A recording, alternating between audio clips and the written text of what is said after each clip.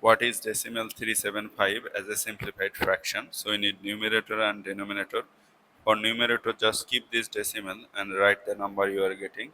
For denominator, for every digit after decimal, you have to consider 10. We have 3 digits after decimal, so you have to write 310, of course, as a multiplication.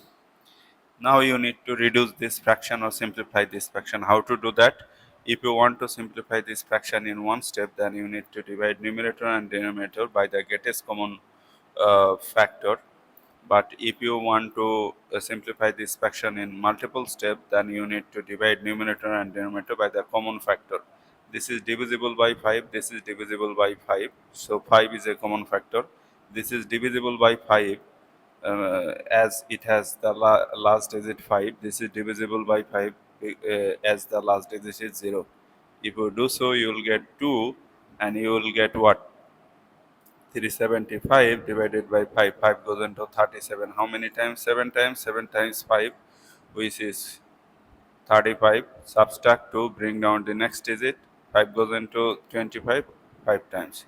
So you are getting 75. Again, this 75 is divisible by 5. This is divisible by 5. So we are getting 2 here and we are getting here 15. Okay. Again, this is divisible by 5. It is, we are getting 3 and here we are getting 2.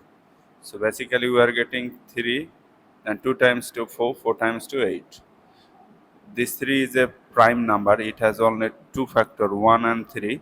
There is no number between 3 and 1. If you multiply, that produce 3. So 3 is a prime number. If you get a prime number either in numerator or denominator, you are done. So this is